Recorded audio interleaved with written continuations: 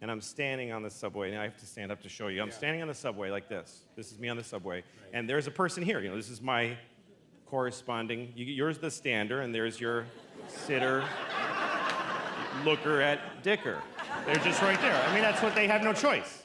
They're sitting like this, and you're standing over them. I mean, women are decent, and they stand like sideways. But we just go like, hey, there you go. There you go. That's for you the whole time. But anyway, so the fellow who's sitting here, he's instead, usually they tune out your dick. Like they just kind of, but he's looking right at it. He's looking right here. So he's looking, and he's kind of looking at it. Like, what's up with that? Yeah. And then he looks up at me and he goes, and that makes me uncomfortable. And then he goes, points right at my dick. And then I realize, I look down, my fly is open. And not only is it open, it's aggressively, it's like, it's not like a pants, like a slit, like a pants vagina. It's like a grizzly bear's asshole. That would be accurate. I was on a plane. I was flying out to Los Angeles recently for a lot of important stuff, and I was sitting on an aisle seat with with 3 seats next. It was like a very crowded, stressful flight, and we're about to take off, and this woman gets on with her baby like this, and her husband and 2 other just sad-looking kids, and she's just walking through the plane, hating people with her baby. She's so upset. And I saw her come, and I realized that she's sitting here. No. And I'm like, So she comes up, and she says, okay, here's how this is going to work. This is all true. She goes, you're sitting in the middle, I'm sitting in the aisle, because I have a baby. Oh. And I thought, okay. And I told her, here's what I'm going to do. I'm going to get off the plane. Just get off. So I got off the plane. True story. I was in Arizona, and I was, I forget what I was going to say, being driven to do radio by this woman who worked at this club that I was working at, and she gets to this parking lot, and it's automated, and it gives instructions in English and Spanish, and she goes, that's so offensive. If you're going to be in this country, then just learn English. And I said, well, what's wrong with giving people who speak Spanish an option? And she says, because it's just, you don't understand, because Mexicans, it's just, they're really like, if you live down here, then like Mexicans, it's like really, like just generally Mexican. And I said, I'm Mexican. That's right. Which is true. I am. Yeah. Is it My father's Mexican. I lived there till I was 7. I only spoke English when I came here. I came to America as a little Mexican boy. Right. This is part of my history. Right. Was coming to America. America es muy bonito. I was a little Mexican boy. It's so funny. But I don't look. So she didn't know that. I said, I'm Mexican, and she said, oh, well, I don't. It's not that I don't like Mexicans. It's just that there's so many of them. So. It's okay to be racist towards a group as long as, it's just that there's a lot, under a certain number they're fine, and then above like 2,000 they start to get smelly and bad. That's what she was trying to say. Are you a napper? That's my favorite thing to do in the whole wide world. I love napping. I'll nap, I'll probably take a couple more before I go to bed. I just love, it's my favorite thing. You like it better than sleep? Sleep is like the ultimate nap. That's stupid you just said that. That was a dumb thing to say. What are you talking about? That was such a dumb thing to say. But that's not what I'm saying. I'm saying if you take a nap, are you laying down? Yes. and are you on a bed or a couch? Depends. I mean, that's okay. Can you just get past this part? I just want to know where you take naps. The dumbest thing you could have asked me is, do you like naps better than sleeping? It is. It's sleeping. That's what a nap is. Were you a bad kid? I wasn't a bad kid, but I got in trouble because I just was alone, and I just, like I got into stealing tampons at one point. For profit? No, I didn't make a dime. I didn't make a dime. Well, how would this work? I hesitate to You want ask, some tampons, but how would lady? this work? No, I was 8 years old, and I just went into a CVS one day because I just roamed store aisles. And I was looking at the tampons, and I was sort of staring at them with this. I knew there was something dirty about them. I didn't know what they were. Staring, and I picked one up. I got the gall to pick one up, and I'm looking at this box of tampons, and someone came around the corner, so I put it in my jacket. And now I have stolen them. Yeah. Because if I take them out, that someone saw that I had them in my jacket. In my head, I'm like, that's it. They're in there. I can't. So I left, and I had sweat on my face. And I just went home, and I threw them under my bed, and I'm eating dinner. Like, everybody knows I have tampons under my bed. And so it was a terrible, stressful experience, which I then repeated every day. For like 2 months, I'd go back, and I'd just do the whole cycle. I just kept doing it. Like a And no, I rodent. never got caught. I mean, they probably saw me, but the guy's like, I'm not confronting the kid who takes the tampons. I'll pay for him out of my check before I live that moment. I'm not asking that little pervert what he's doing with those. Yeah, there's something wrong with that boy. Something's really wrong with him. And how did it end? Well, they kept going under my bed, and I just tried not to think about him. And then one day I looked, and they were just gone. They just were gone, and my mom never said anything. She must have been cleaning up, and she was like, what what is this? It's crazy. wow, that's... I don't know, maybe she used them for like 10 years. I don't know. So what? So you come my home dog and had your dog eaten it? Eaten a whole big bar of Oh, my dark God. Polish chocolate. The Polish part doesn't matter, but I like saying Polish chocolate. And my dog had chocolate on her face, and I went, oh my God! And she looked at me like, I was home for an hour alone. What are you gonna, come on. And I was like, you're gonna die! And she's looking at me like, I don't understand English, but I get that you're upset.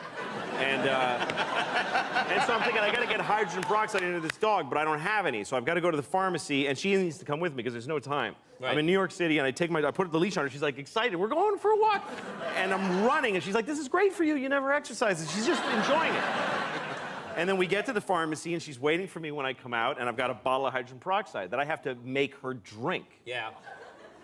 Like, take yourself through that. How do you make a dog like you just, here, drink this, you know? So I kind of pour a little in her snout, and she goes like that. And so I kind of grab her, and I pour a little more. She goes, I think I was pretty clear that I didn't like that. Like, she looks at me like she's trying to figure out what's going on here. And so I get my whole body around her. This dog was 70 pounds. She was like an alligator. Yeah, and if she didn't want to drink something, she's just thrashing. I'm like, drink it! And at one point, I have her on the end of the leash, and she's looking at me all wet on the face.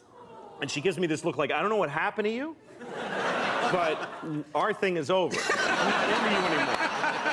I'm a dog. And she starts going, "Arr!" She became completely vicious. She's trying to bite me, and I'm trying to save her life. Yeah. So I'm punching her in the face and splashing this stuff. I'm holding her lip open. I'm going, drink that! Kicking her in the stomach. I think a lot of people don't do their job because they don't like their job. I don't get that. You know, like if you go to like a coffee place and the kid looks at you like, I'm like, I didn't come to your house to ask you for coffee. It's a coffee place. You work here. Your clothes match the building. I had a right to expect. And you're closer. You know, you're closer to the coffee machine. I don't know why, and I need coffee. I don't know why someone wouldn't want their job to go really well. Right. And I think usually it's because they're 20. Because they're 20, 20-year-old douchebags that don't want to do. Right. I am prejudiced against 20-year-olds. Right. Really? Yeah, Okay. because 19, you're still your parents' fault. Right. 20, you're technically an adult, but you still haven't done anything. Right. Like 20-year-olds at their jobs are always like, this job sucks. Yes, that's why we gave it to you. Right. That's right. That's right. That's right. Because you're 20. You're 20 years old, you haven't done anything. You've just been sucking up resources. You've just been taking food and love and education and iPods and just taking it and judging it. Yeah, I like that. Oh, that sucks. You're like a big orange on a tree that's rotting, and the tree's like, get off. What? You know, I don't want to go. Like, you're hanging on. So I decided I don't want to be on the internet anymore. I don't like the way it feels anymore, especially in my hand, the devices. I don't like this thing that I stare into this thing, and it makes me feel upset. And I look at things that I know are going to upset me. You know, I guess I just like the hit from going, oh. Yeah. You know, like I'll go on my computer and I'll like Google an image that I don't want to see. So then I see a whole wall of it. Yeah.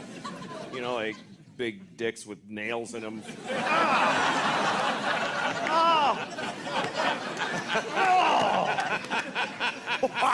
Sir, you're going to have to leave the library. Yeah.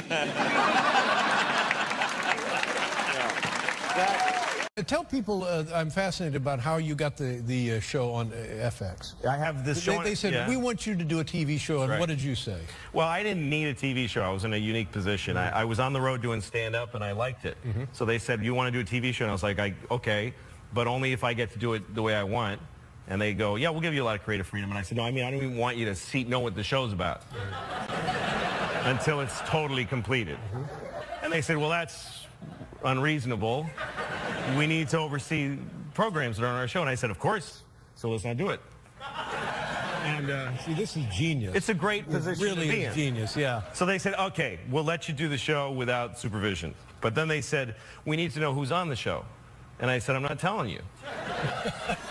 And they said, we can't have a show populated by people we don't even know who they are. Oh, no, I don't think And I so. said, of course you can't. Let's not do the show. Yeah, forget it. Stop Yeah. calling me. Exactly. Not too long ago, you got a Twitter page, and you know, I've known you for a long time. I didn't know that you were into social media. Are you? Are you that interested in it? Well, I kind of hate it. I think it's awful. And I have Twitter so that I can just tell people what what I want them to buy with and give me money. I don't care. People get mad at me because I don't follow anybody. I zero people that I follow, and people are like, you're an arrogant prick. Like, I get really angry. People get mad at you for that. How dare you not follow? But why do they care? It doesn't, it's like a piece of cake going, come on, man, what, I'm right here, why aren't you eating me? Like, why did they give a I'm sorry I'm on television, but I think it's bad. I think that you shouldn't just do everything that's available to do isn't a good idea. There's a culture right now that as soon as hey, you get to do that, I'm gonna do it.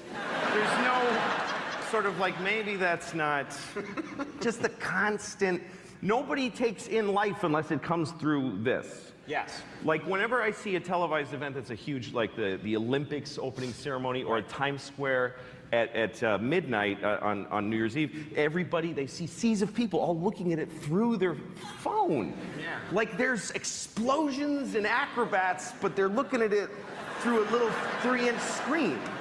Like I think if Jesus comes back and starts telling everyone everything, everybody's just gonna be Twittering and they won't be like, I am Christ and I have returned. Oh my God, Jesus is right in front of me right now. I swear to God. But this is, I'm now going to impart to you, I have a twit pic of Jesus. Oh my God, he's trending. Jesus is trending right now. Okay. You don't have any idea what Can you just look at me for a second?